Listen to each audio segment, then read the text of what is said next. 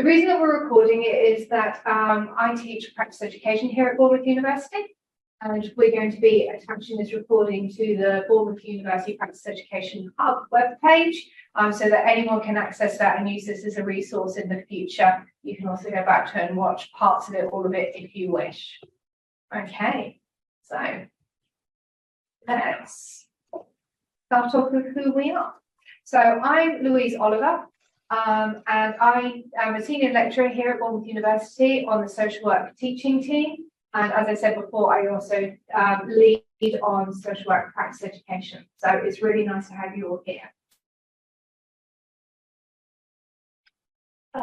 I'm Jasmine Thompson. I'm a third year PA social work student at Bournemouth University, and I'm on my final placement in Dorset Council. Hi, my name's Cathy Brennan. I come with a number of hats. I'm a foster carer. I've been employed by the local authority for about the last 8-ish years. The last 4 have been spent in the Children's Assessment Service as a family support worker. And I'm also a master's student in my last module at Bournemouth University, and I've just finished my 100.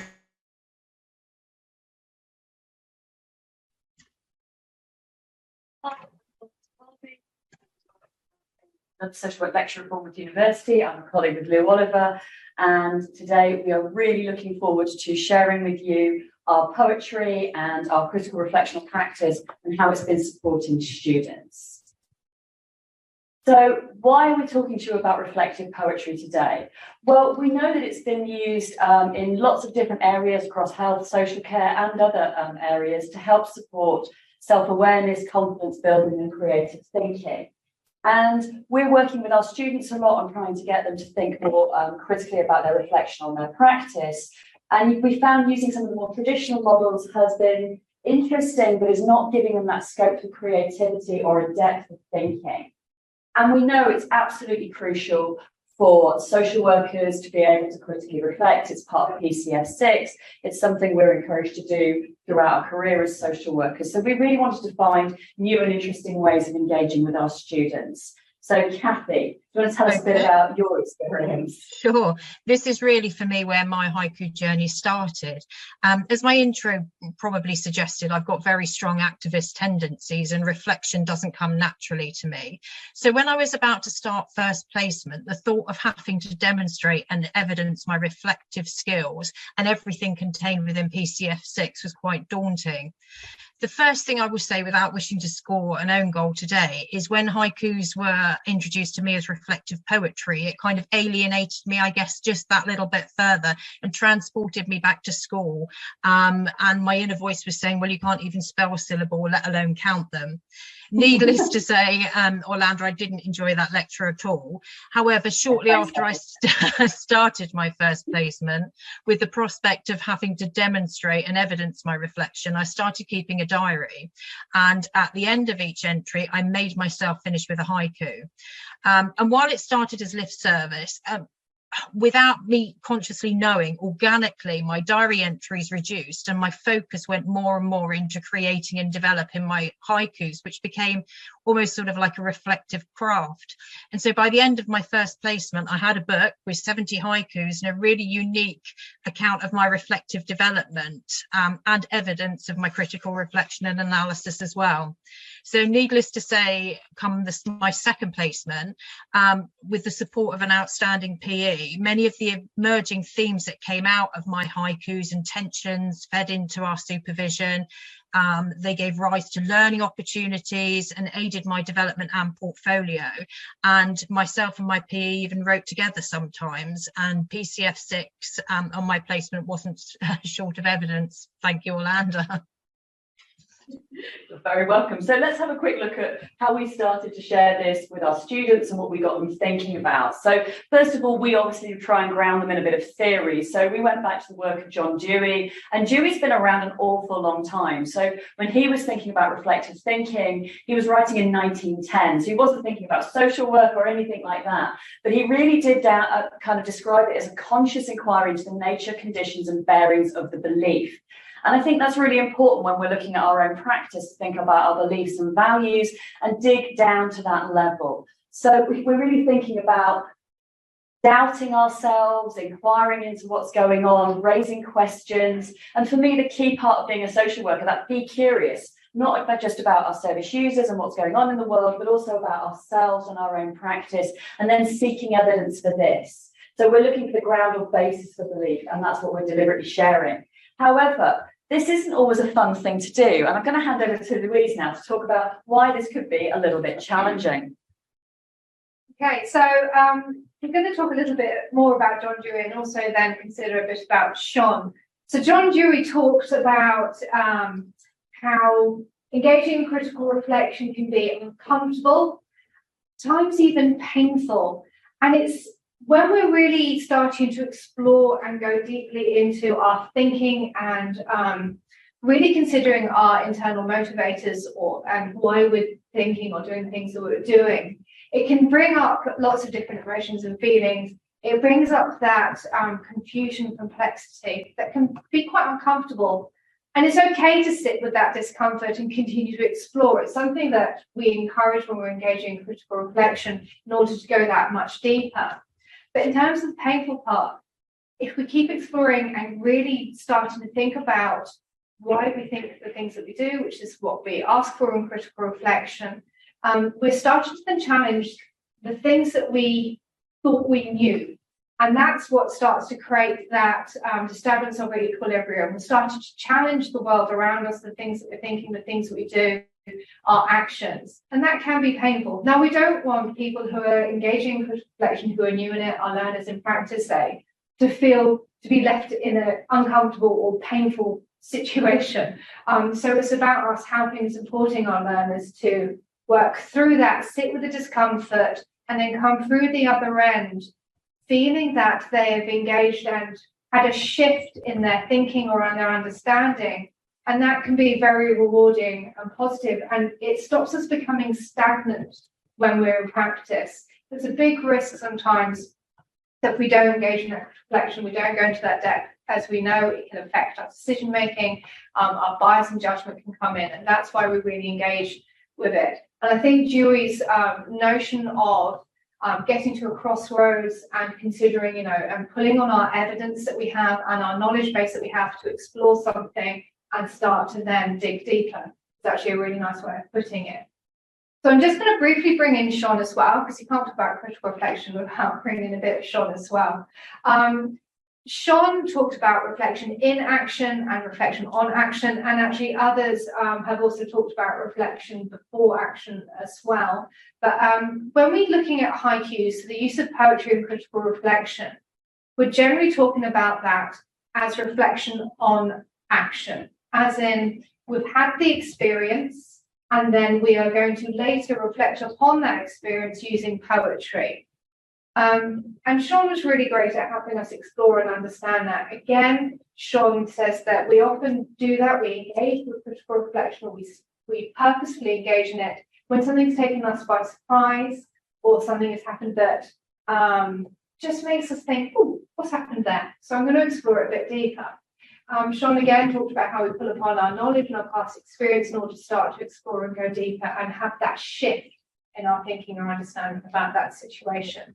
So both are really important theorists in order to understand critical reflection, and something which is important in how we help theorize and explain part of the value of critical reflection. Okay, and I'm going to hand over to Jasmine, who's going to look a little bit at some different reflective models. Structured reflective models can be helpful, particularly when you're learning what reflection is and how to do it. They can provide guidance about what needs to be considered while critically reflecting. Different models have different benefits. The what, so what, now what model is very easy to remember. The Gibbs reflective model is easy to follow and it helps a person to consider their feelings. And McLean's weather model brings in metaphors which can encourage thought in a different way. However, structured models do have their limitations. They can be restricted and they can limit thinking because people try and put them into boxes. Structured models can also be boring, which can impact motivation to engage with them. So critical reflection is a vital skill within social work, but it can be hard to learn and hard to teach. While structured models can aid the learning, they don't work for everybody and they take time to work all the way through them. By using creative methods, it can make the process more engaging and fun, which can help the learning process. Critical reflection must be purposeful. So by using creative tools, it can make someone more likely to engage in them. And then I'll hand over to Orlando now. So why poetry? Well, poetic forms to support the development of reflective practice have some core strengths beyond that for traditional reflective methods. And while we were thinking about this in terms of research, as opposed to just a nice activity in the classroom, we really went to look at how this has been aligned to perhaps some of the things in social work practice. And actually, there's not hundreds and hundreds of papers on this, but there are a few really nice examples where people have used poetry in all its forms to make sense of experiences and people's experiences. So even within the university itself, one of our professors here has used it to help homeless people understand what's going on and share their experiences. And you can see on the slide, there's a few examples where it's been helped to use students reflect, not necessarily always in the form of haiku, but very much in the form of that creative experience of synthesizing their ideas and their beliefs. And I really like this quote about the fact to explore both the dark and light side of experiences, because that really resonated with me as a social work in practice, particularly working with domestic abuse and people who've experienced that. But quite often we're not reflecting on the fun stuff. And you can see that in the chat in a couple of examples that somebody's given. You know, these are not light-hearted topics we're reflecting on. So this is why we chose poetry. And we chose the form of the haiku, or a very, very what's the word I'm looking for here? Deliberately, I think, because what I didn't want is people to have to think that they've got to write these vast epic tomes about their experiences.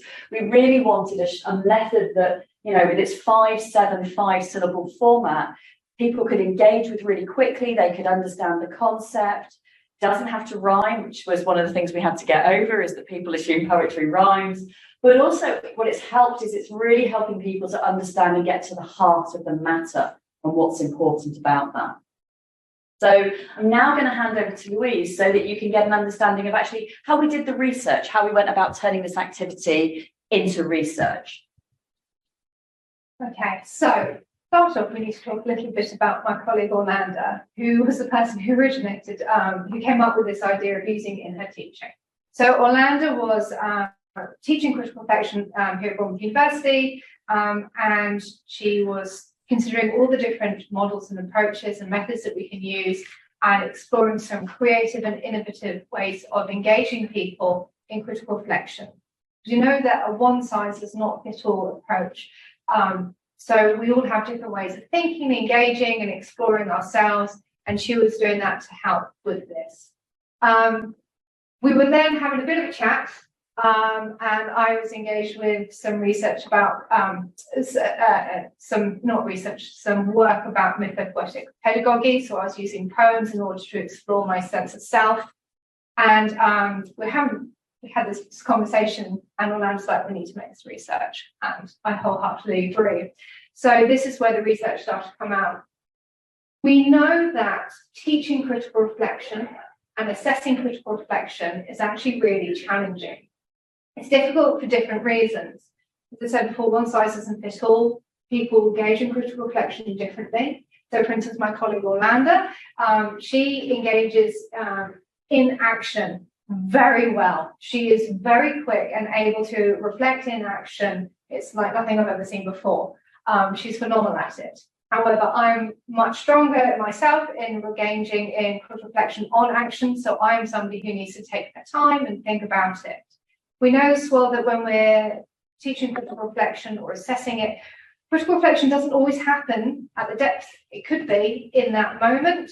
You might have your aha moment 6 months later, a year later, and then you go, that was the difference. That's what I wasn't making the links to or understanding in that depth. So it can be hard. And that's why, of course, if there's practice educators out there, we assess across the placement, not just in those moments, so we can see that development happening. So we decided that we wanted to do this research, see if we can help explore this in a way that we could then promote the use of critical poetry and haiku reflection as an alternative tool, another tool here in the toolbox for helping people engage in critical reflection. So we're going to talk a little bit now about the research itself.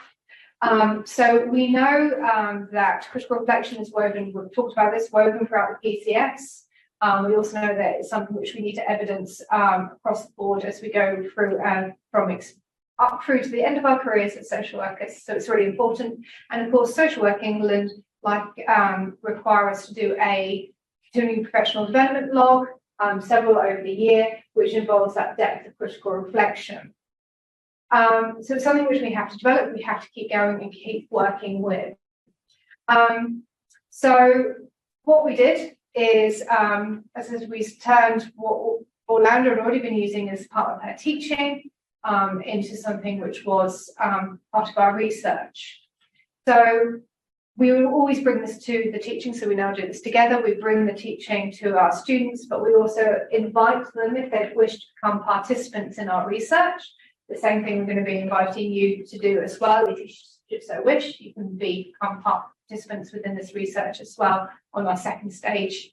But what we did is we gave our students pre and post questionnaires for and after the activity. We explained and theorised, as Orlando said, about critical reflection and then how to write an actual haiku, which we'll be talking through with you as well. We, of course, went through ethics here at Bournemouth University. It was approved. We have ethical approval for doing this, and our students were really clearly aware that if they didn't have to get engaged with the research if they didn't want to, they could still continue with the activity. It was a mixed methods approach, so we gave quantitative and qualitative research, and actually what we're going to do is explore some of the qualitative findings which came out of our thematic analysis, which we use the model via Tried and Sterling for anyone who's interested in the method that we use in order to conduct our qualitative research. So I'm just going to move this picture aside so I can read my slide. Okay, so we did then start to explore, as I said, and we got some really, well, we think very interesting results from the findings. So several things came out. The top two key points, I think, were more expected. The bottom point about the learning environment was an unexpected finding that we'll explore at the end of this this piece about the findings. But I'm going to go through them in turn. So it supports the development of critical reflection. So the thing that we found was that the participants of the research, and actually anecdotally, the other students who engaged in activity who chose not to become part of the research, talked very openly about the value of doing this, even if they were reticent to start off with, or like, Kathy, what are you asking me to do? Actually, people found that towards the end of the process, actually, there was value to this, and there was how can we engage differently in critical reflection. So in that, I'm going to pull out some quotes as we go through, but it's support to critical thinking. So one person said, I found writing a poem extremely useful. I found that it made me think in my situation in a different way. I wrote very different poems. So it was about, for that person, had explored and delved deeper and understood what was happening for them differently. It was engaging that sort of creative side. Another person wrote, it got me thinking on my feet more than I would usually do. I would say it created a deep sense of critical thinking. And that's great, because actually teaching critical thinking can be a challenge as well. So it was an activity to help people engage in that depth of critical thinking and exploration that we're looking for from our learners, from the people we work with and as social workers. We want that critical thinking to be happening. So when you look at generated a focus through the process method, develop reflection. So I know we haven't talked massively about the process for haikus, but in order to write a haiku, you have to have very strict syllable allowances. And it's only 3 sentences long. And there was something that the participants engaged with in having to hone the haiku and get the words to fit the syllables and finding the right words and the right meaning was really helpful in terms of helping people think carefully about the meanings behind what they were trying to say and about using the right words and honing that focus. So it made them think, kind of made that focus much more acute in what they were doing. And we found from our research actually that the process of writing the haiku was really important in terms of critical reflection. So we had somebody talking about how having to carefully choose words made me think deeper than I had usually done. So there's something in that about how finding those words really forced. And I know that when I write my haikus, trying to find the right words, exactly the right word for the meaning within those syllables is something which can really take time and make you think carefully. Okay, it also supported creativity. Feedback was coming back that in engaging in writing haiku, for some people it actually helped re-engage that creative side that maybe had been lost or put aside whilst growing up and becoming an adult or engaging in studies differently. So actually help people re-engage with their creativity, and it was quite exciting for some people to be able to do that. And it gave some people a great sense of energy and how people engage in that different mode of meaning making and engage in that activity. So for one person, they talked about how it forced me to think in a different way. And that's lots of feedback we're getting, forced me to think differently, forced me to think in a different way. Okay, and supported people to engage in a different mode of thinking. So I've talked a lot about this and in these findings, and really this kind of pulls all together for this moment. But that mode of thinking was really evident, that change in how we think and engage started to make a difference. It took them out of their usual comfort zone and encouraged people to move into the stretch way of thinking, which is great when we're engaging in critical reflection because it really helps somebody explore and dig deeper.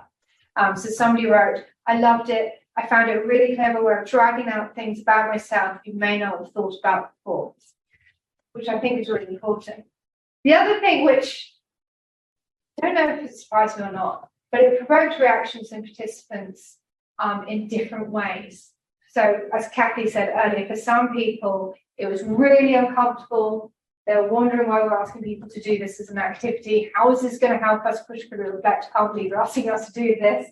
And it felt painful, or it brought back difficult memories about how am I going to manage these syllables. I'm not that great at doing these things. For some people, huge barriers. As soon as the word poetry came up, that was a massive barrier in order to engage in critical reflection. In fact, one person wrote, it was totally alien to me and it felt uncomfortable. So that was, it was so different, the activity we're asking people to do. For others, it gave a great sense of well-being and calmness and a real openness of headspace and thought could happen in order to engage. They really enjoyed the notion of writing poetry and haikus for their critical reflection. Somebody said, helped to be able to have ownership of difficult feelings, which I think was a really powerful moment. It helped them understand and have ownership of those difficult feelings, to explore those. And actually, that's something that should be really difficult to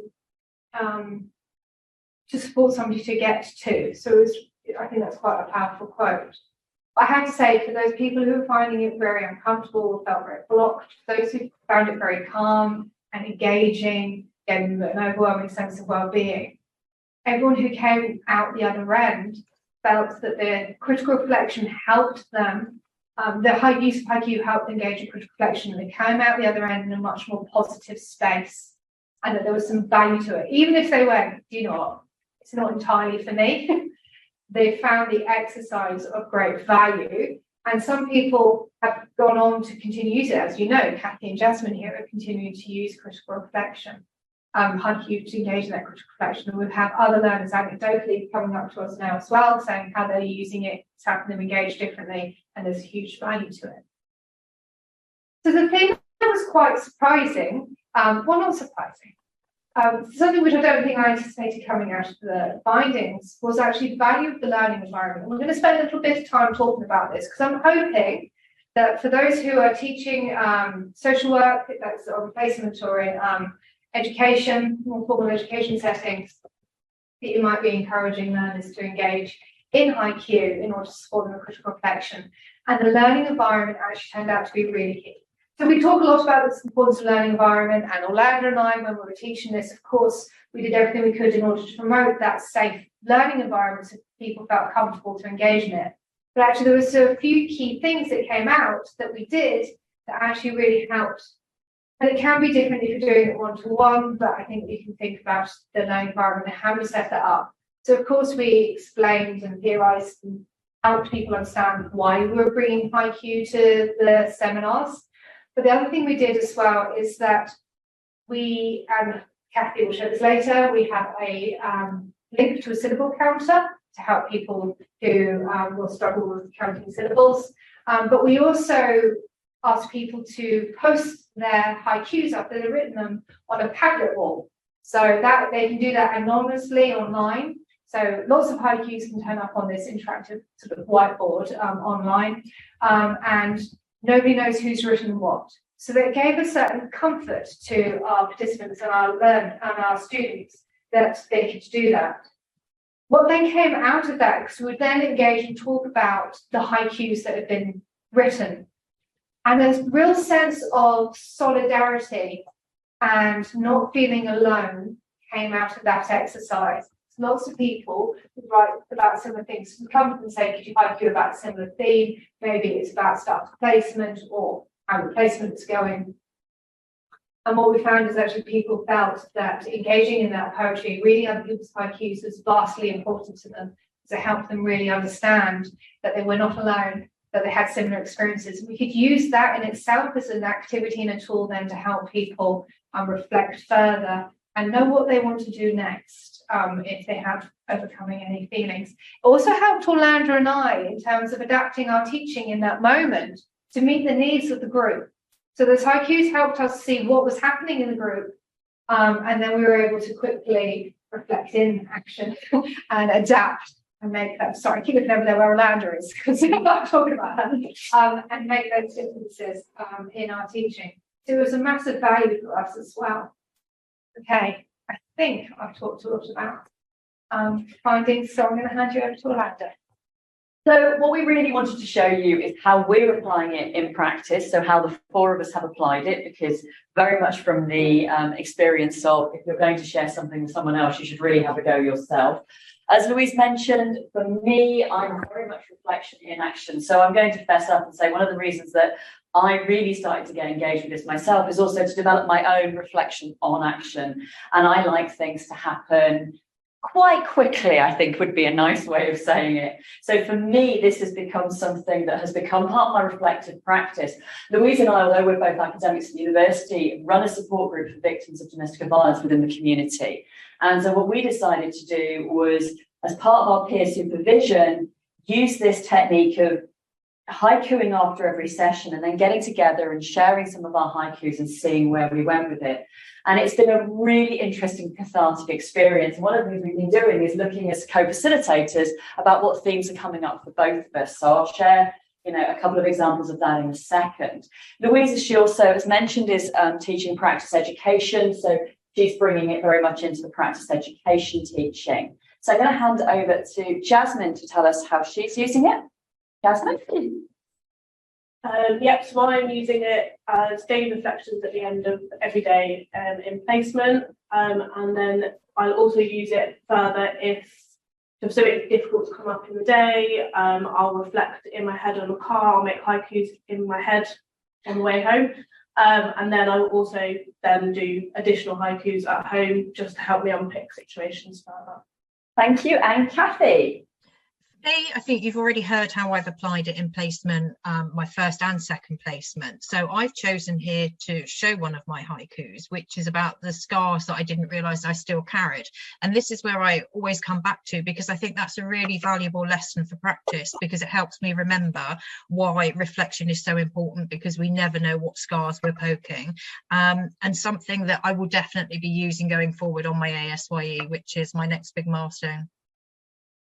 Thank you very much. So what have we learned from actually practicing this ourselves and going through it?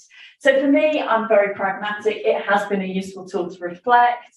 it helped me to quickly come to terms with some of the things I'm finding tricky, and it was much easier with practice. So you just heard Jasmine say she does them in her head. I found myself in a conference recently on domestic abuse where we were looking at Jane Monckton Smith's new research about the 8 stages of homicide and when does somebody who perpetrates domestic violence switch to actually deciding to, unfortunately, kill their partner. And for me, I was able to link what I'd seen in that at the time with a couple of the people that I've been working with quite recently in my group. And it was a real moment for me where I applied both a theory and some research to the practice I was dealing with it, and then able to take that back to Louise and have a conversation about, well, what do we do with this? So I found it really helpful. Louise. Right, so this really helped me explore me in a different way. I can get very much stuck in my head, and I can, although it's great to add theory, incorporate theory within critical reflection, that's my happy place, my safe space. And what doing Haiku did was it helped bring that heart and soul back into my critical reflection, which I think I can shy away from if I'm not careful. So for me, it helps engage my emotions much deeper than I would be if I was reflecting in the more traditional, normal ways that I would do it. So it really pulls me out of my head, makes me explore things in a very different way. Okay. Jasmine. Yeah, sorry. Yeah. So for me, it's helped me to condense my reflection. So before I would write pages and pages and not really ever get to the depth of reflection that I needed to. But now with a haiku, I can quickly. It's also helped me to sort of reconnect with the creative side of my brain. So I was very musical at school. I used to write songs. I sort of lost that as I grew up.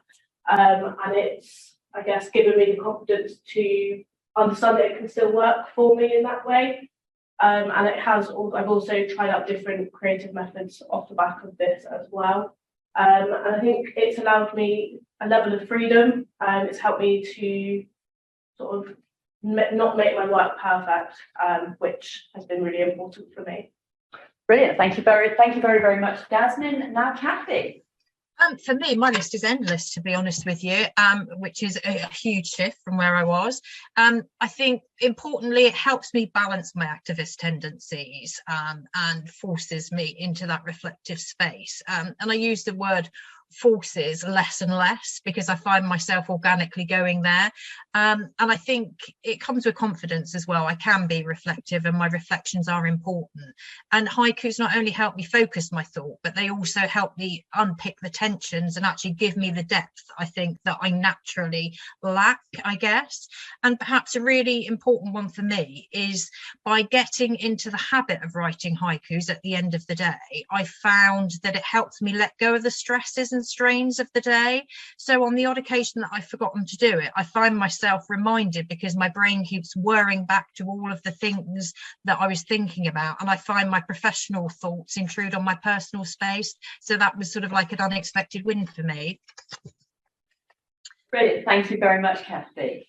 So what we're going to do now is we're going to have a look at asking you to take part. As you can see from us and our explanations, we're all very different people. We all engage differently with this process, and we're thinking perhaps the same might be it for you. So because Kathy hated it so much and has openly admitted that she hated my lecture, we're going to let her explain this to you and take you through the process step by step. So what you'll see is Kathy's going to show you the process. We're going to show you some examples, and then we'll put the process up again and ask you if you would like to engage. So, Kathy. Absolutely. In the spirit of never say never, I'd like to invite you to start thinking and having a try for yourself and writing your own haiku or two. On the left-hand side, you'll see some themes. At the top of the list are quite generic, and as you go towards the bottom, they get more specific, or of course, you can freestyle. On the right-hand side, you'll see a flow chart, which may help you craft your haiku. Use it or not, the choice is yours, but what you want to end up with is 3 lines. Line 1 to contain 5 syllables, line 2, 7, line 3, 5. Now, I struggled at first with this being so prescriptive and why not 6 or 8? And I felt sometimes that stifled my creativity, I guess.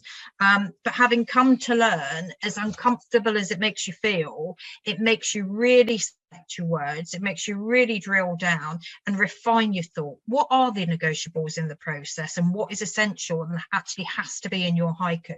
This really helped me find the essence, I guess, of the sentiment and explore all the tensions. So Orlando, I think, has some examples for us. I do. So what I'm going to do now is show you the examples that I initially shared with the students about thinking about how to write haiku. And then what I'm going to do is show you an example from each of us that we actually wrote ourselves about our practice.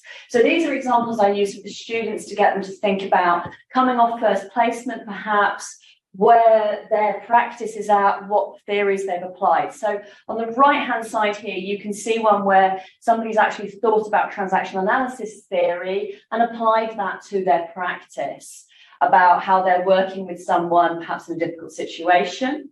We can see one from me that comes from my practice as an adult social worker, where the social worker in this instance is me having to go to a court case for someone, and removing the lady who'd been living at home with her husband, who'd been caring for her. And I really struggled with that because he went through being angry and grateful and all sorts of stuff. So for me, that left me feeling quite conflicted about what we were doing in the social work team, but the need for it was really, really important to safeguard that lady. And then at the bottom, you see one about finding, working with a service user and trying to build that relationship. This very much comes from where I sit because I teach developing professional relationships with the student. So I'm always going on about building trust and rapport. It's something that I teach. So really, I was looking to give the students some examples of how they could do this. So we're going to now share our own examples with you. And these are from our practice. What I think is really interesting about these, and I mentioned it earlier, is that Louise and I did these separately, but they were both about after the first week of us working with our women's group. And so we saw a common theme around stepping out, sharing secrets. And I'm hoping Louise doesn't really mind me saying this, but she's a children's social worker. So for her, she was really in a very different position running a support group for women as to when she'd been in her children's social work role. Whereas I'd done this work previously. So for me, it was still focusing on that building rapport, where Louise was looking for something slightly different. And I just think they're really interesting insights into where we got to with our reflection. Jasmine, do you want to say anything about yours? Yeah, so mine, I think, came after my first placement and sort of how I felt in that situation. Okay. Yeah, really interesting. And Kathy? For me, mine are in connection with the student preoccupation of theory. Very much so. Fair comment, and I think that's really interesting. Thank you very much. So Kathy's now going to go back to our slide where we show you what you need to do, and we're going to ask you to engage. Okay, this time it's slightly different because now it's time for everybody to have a go. You'll notice that a QR code has appeared on the slide, and this will take you directly through to a syllable counter, or you can Google, that's absolutely fine, and use your own. I know lots of people will be using their fingers. I still, coming from a place of dyslexia, struggle with the notion of counting syllables. And I find it actually, by using a syllable counter, it allows my creativity. I don't feel stifled. Do whatever is best for you. I would also like to suggest we incorporate a comfort break in the name of creativity. So if it's all right with everybody else, can I suggest we come back at about 11 o'clock? For now, what I'll do is I'll pause on this slide, but in a few minutes time I'll change it to another slide which is about sharing your haikus, because this will contain another QR code which links to a Padlet where you can add your haikus. You don't need to put your name unless you want to. You don't have to add a title unless you want to. It's about just having a go and getting involved and seeing how it feels and seeing if it's something that you enjoy or you don't enjoy, just really doing something different. So for now, unless anybody's got anything to add, I'd like to thank you for your time and suggest that we see you back here at about 11. Thank you so much, Kathy. And we will still be monitoring the chat in the next few minutes. So please do feel free to ask us any questions in the chat if there's something you want to clarify. And we're more than happy to do that. And we say, look forward to seeing you back shortly. Thank you very much.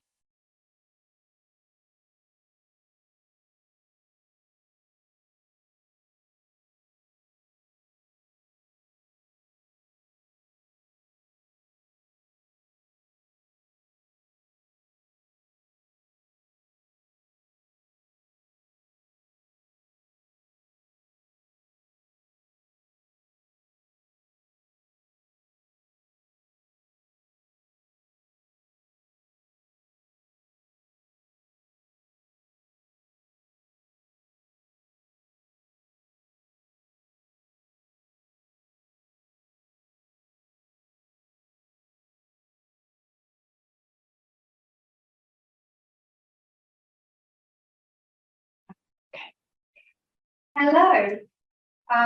Kathy, can you just confirm everyone can hear us okay? Yep, absolutely. Okay, that's great. 'Cause you never know when you're on mute what's going to happen at the end. So we're coming back from our break, and I just want Orlando and I have just been typing in some people's haikus that have gone into the chat who can upload them onto the Padlet wall. Can everyone see the Padlet wall? That's good. I mean, I'm showing the right thing. Okay. I hope you had a nice break, gave yourselves time just to kind of have a think about what we've talked about so far and engage in that haiku process. I think we're going to spend a little bit of time looking at the haikus. I'm going to invite Orlando up to help with this because she's going to be much quicker at reading them than I am. But I'm not the quickest reader there is out there. But can I just say, from the ones that I've been looking at reading, they're just phenomenal. How the artistry in the haikus is just phenomenal. It really is. There's so much shared and gained from reading other people's haikus. And I was typing some in and I was reading some, just going, yeah, I think I know where that person's at. And I think sometimes I feel that way. And I'm hoping that in being able to post anonymously, like you have been, actually, I often feel a bit kind of like sense of, I don't think relief is the right word, but I just, that in that sharing, I just feel, maybe validated is the word I'm trying to find. Quite cathartic. Yeah, cathartic. Yeah, Desmond just said quite cathartic. There is something in that process of sharing then your haikus, not just in writing them. And I like the fact we clearly have a mix of different people from different roles within this group as well, which is just wonderful to see. And how some of the themes come out as well, Lou. Some of the themes are really interesting, aren't they? I would say so. So I'm hoping Orlando's going to come up and she's going to pull out some of these themes for us. And so that's more Orlando's skill in the moment. I said that was a reflection of, not him. Apologies, I was typing some of the ones into the chat that hadn't been made in.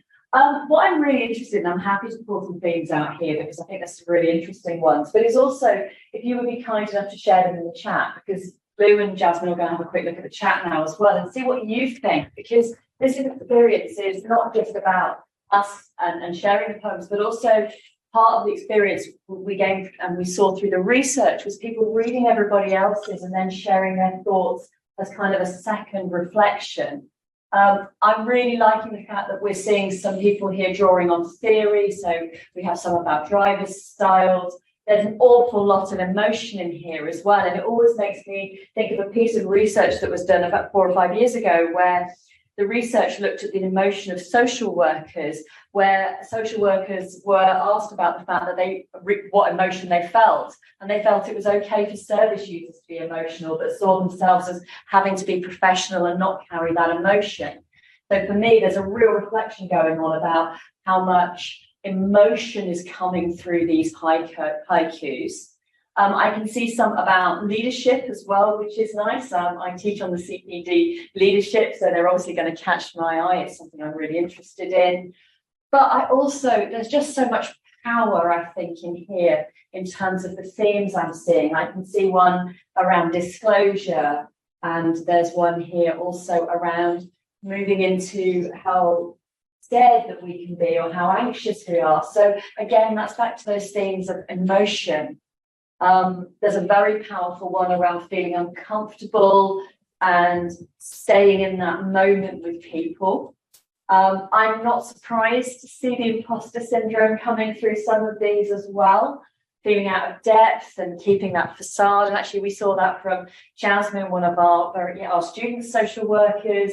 That's quite a common theme. And in fact, it was when we first saw the social work students' common theme of anxiety that really hit home to us, that this was a really useful joint exercise. Because I think Lou mentioned earlier that it showed us something as lecturers that we hadn't seen in the group. And that was around this imposter syndrome and things like that. And I think what's really interesting about that, and one of our colleagues, in fact, is doing something on the positive stories in social work, is our student social workers pick up on the negative image of social workers as the press. They take this with them into their practice, and we're trying to do a lot around really helping them to understand that actually this is an amazing profession, but it's tough. But that doesn't mean you go in feeling like the world is against you. Yeah, absolutely. And this is why this part of the reflection is really important as well, because it helps them explore that, engage in it, as I'm saying. And it's something which I would be doing as a practice educator, is bring this use of Haiku to help explore those feelings or concerns, and understand where it comes from within our society, and use it to go there and explore in that different way, to make sense of what society tells us about social work and what we feel about social work, which is our passion and drive for it. Absolutely. And what I'm noticing here is there's a mixture of people reflecting on themselves as social workers, but also people reflecting on the experiences of their service users and what they need from them as well. So I think that's really quite interesting, that depending on where your focus is right now in the moment is what's coming out in your poetry. Loving the practice educator ones, thinking about what the role of the practice educator is. It's quite interesting when you talked about looking at the experience of those who've lived experience. Actually, some of the research from other people has shown that engaging in poetry and metaphor helps us understand other people's perspectives more. So the research comes out, it shows it develops empathy and a deeper understanding of other people's perspectives. So it's interesting that we're seeing this obviously in the Haikus here as well. I'm seeing a lot of conflict coming out as a theme as well, and what that means and where that conflict is, which I think is really interesting. I'm also trying to scroll down at the same time, so forgive me if I'm a little bit slow on picking up on some of these. You think you're quicker than I would be. I'm just going to check the chat. Do you want to see There's nothing else in the chat. Nothing in the chat. So in the chat, we'd be interested not just in obviously your thoughts around actually the haikus, but also what did it feel like to do this? We've put you on the spot today, and we've asked you just like that to come up with a haiku. So I'm really curious about what that felt like for you, and was it interesting, intriguing? I know a couple of you said in the chat that perhaps it was slightly easier than you felt it might be initially, and I love the fact the word haiku scares an awful lot of people. Kathy, you had some thoughts on that. Yeah, I did. And it was, I think it evoked a lot of childhood trauma, I think. But and I was really, really anti sort of haiku. And I don't think it was necessarily the activity, but sort of literacy and poetry in school time wasn't a good place to be taken back to. Which is why I think my aversion to naming haikus poetry, for me, it's a way of tapping into my inner thoughts and exploring and deepening my reflections, I guess. And every now and then, although I do this actively, when somebody mentions the word poetry, I think, oh, yes, it is. It is to other people. It still isn't to me. You're writing poetry, Kathy, however much you decide that you're in denial. And I love the fact that you are, and I love that you. And I'd say some people's haikus have rhymed, which I think is another layer of, like, I've never managed to get one of mine to rhyme yet. So I think it's phenomenal that some people are able to do that. What I like as well is not all of these are perfect. I think when working with students particularly, that's a really useful thing to go, do you know, it's okay that they're not absolutely 575, because if we were really truly sticking to this form and the origins from Japan, it's all about spring. This is really not about being perfect in the form. It's about that choosing the right word, getting your emotions out in a very refined way. Trusting the process. Absolutely. We have got some comments in the Jasmine, chat. do you want to share them? Yeah, so there's people saying that it's quite cathartic. Somebody else has said that it relates to the comments about it being an alien task, but the not overthinking has made it easier. Yeah.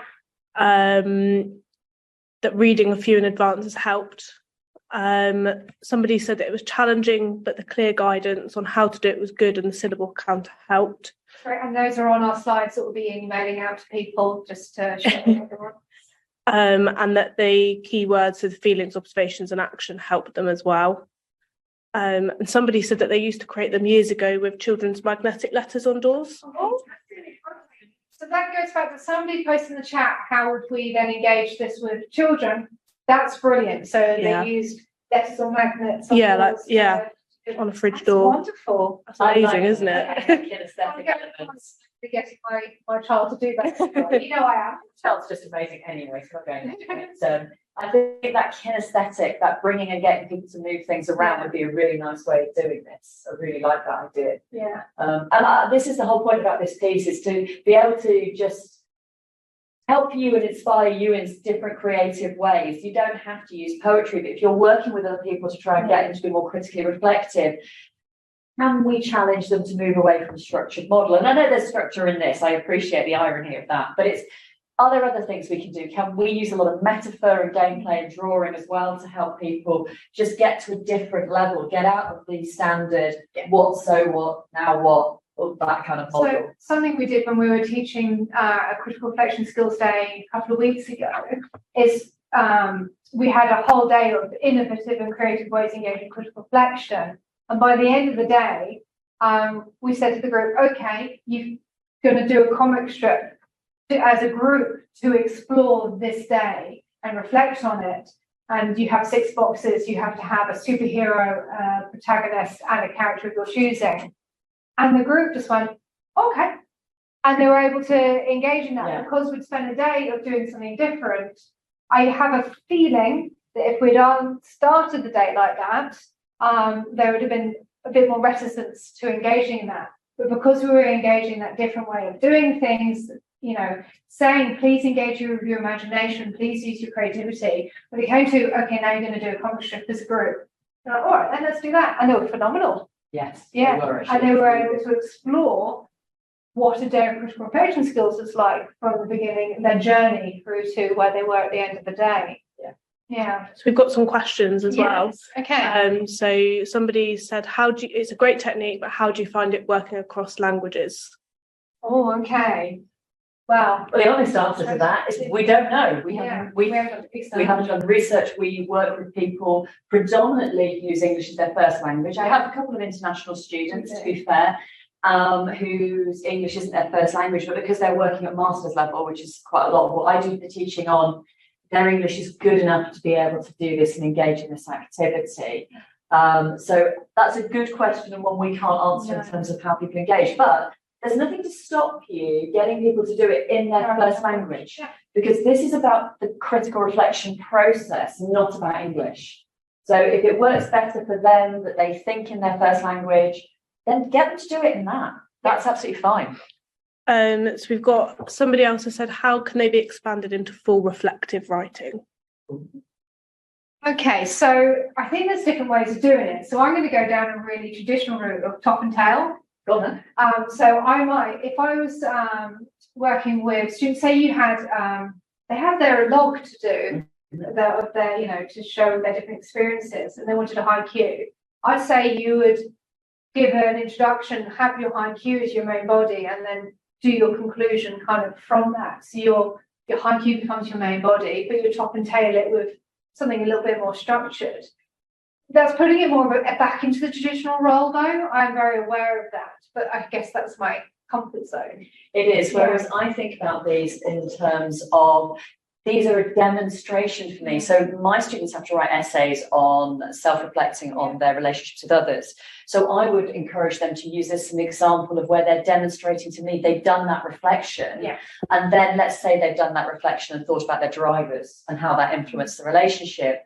Then to do the piece of writing, unpicking, well, what does that driver mean to me? How might I do things differently? What does it mean from the other person? How might they see me? But this is a demonstration of that skill. But this has helped them to get there. Yeah, it helps you see the development in their shift in thinking, because you've had a conversation before anyway.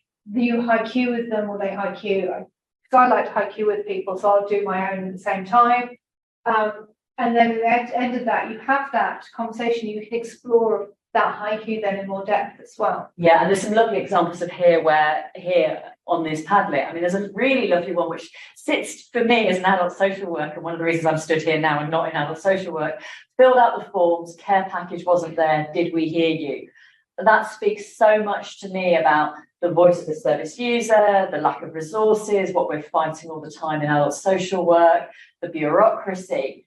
Doesn't need a lot more, because I know exactly, well, for me, that's how I'm interpreting it. And whoever wrote it might completely challenge me on that. That's fine. But I love that kind of thinking. And then there would be a next level for me about, well, what about that unheard voice, And if I had my other colleague, Julia Armstrong here, she'd be going on about social justice and all of that piece in there as well, because we all have different questions. So actually in that, you were saying you might interpret it differently. Actually, that's part of the conversation, the exploration you'd have with somebody that you were haikuing with. Okay, to me it means this, and you have that conversation. It helps you go that much deeper in a different way, because it's led by the person who's done the haiku. Yeah. Which is great. And there's some great stuff up here. I'd love to have a conversation about the reflection on action, moral dilemma, instinct or bias. Again, you can see my bias coming out here, because I teach around bias and what that means, and practice wisdom and instinct and where does it come from. So this is what we bring to you today. Yeah. Thank you so much for engaging in the chat. I know we had this in for 2 hours. We were some more questions. Yeah. So somebody else has asked if they could use haikus to start their CPD for Social Work England, like the recording. See, why not? I don't see why not either. No, I mean, I was planning to this year, but whether it's okay or not, I don't know. You haven't followed, but I totally planned on Putting one in I'm there. putting one in there. Yeah, absolutely. That's my way of critically reflecting. So for me, it'll form part of that document that you fill in. But absolutely, and we're going to be doing the peer CPD log following from this seminar, Orlando, me and Jasmine and Kathy. And I suspect there'll be a haiku coming out of that. So yeah, I love that idea. And the other thing that is quite interesting, is a common theme within the chat, is that people are talking about different ways that they're going to then use it. So share some. Yeah, so somebody said that it'd be used like they could use it in group supervision for team away days. Somebody else has said that they're hoping to use it with their group of birth parents who've lost children to adoption. Somebody else has said that they think it'd be helpful to use with students to get them to critically reflect in practice, because there's always quite a difficult area with. Yes. And somebody else has said they love the idea of team haikus. So yeah. Brilliant. Those are wonderful ideas. Thank you very much. So we would like to, back to thanking you. We as I say, we had it in for 2 hours. We didn't know how long it would take. So we are very much thinking here about giving you your time back if you need it, but we will be around on the chat if there's any more coming up. We're going to share our slides with you one final time though, because we would also like to offer you, as Lou said earlier on, the opportunity to take part in the research. So what we have going is, and we'll send this out afterwards as well with the slides. We hopefully will put the link in the chat. You know, the link in the chat before we put it up. So this is our research. This is a link to the survey that we've got. What we're hoping to do is produce a paper which incorporates professionals' thoughts on this activity, what it's like, and then some of their haikus if they're willing to share them with or without their names, dependent on how you feel about that. So if you would like to engage in that, then please feel free to go and have a look at this questionnaire, and we'll send it out afterwards. There is no obligation to do so. The slides, everything will be coming to you anyway, and you can choose to use them. But we just think that this is a really interesting way of doing things, and we would like to share it more widely. And for us, this is one of the ways we can do that.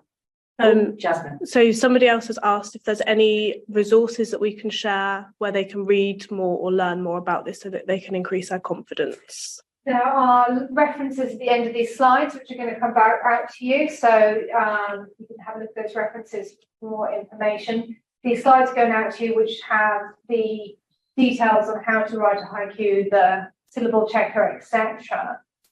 If there's anybody, once you've had a look at the references, thinks there's a specific reference there that's really useful and you're struggling to have access, then our email addresses will also be on the email. So please do get in touch with us. We're more than happy at any point to get back in touch and engage in conversations around this. This is our piece of research at the moment. We're doing this type of research. We're also looking at game-based critical reflection. Yeah. So this is our thing at the minute because we're finding the students are really engaging. Yeah. Any more questions, Jasmine? Anything else we can help with? Somebody said that they'd like to talk to the current students. So I don't know whether that would be me or Kathy. You too, yeah. We'll set this up. I'll put my email address in the chat. That's fine. Thank you, Kathy. Yeah, I'm happy to do that as well because there's no direct question with it. Okay. Just that they would like. In which case, we'll put our emails in the chat right now and do this one by one in case anybody wants to contact us outright. That's easy, isn't it? Yes. Okay, so Jasmine and Kathy, I'll be doing that. Yes. Do you want me to put your emails in as well? Yes, please. Very, really helpful. Thank you. Would be lost. Okay, well, in that case, we're going to say thank you ever so much for being here with us today. I hope you found it helpful. Special thank you to Kathy and Jasmine. I was combining your names there. For being involved in this research with us and being able to be here today to support this seminar. Okay, in that case, thank you all. Emails will come out with all the information from it. Yes, okay. Thank you very much for engaging and joining today. It's been fabulous. Thank you.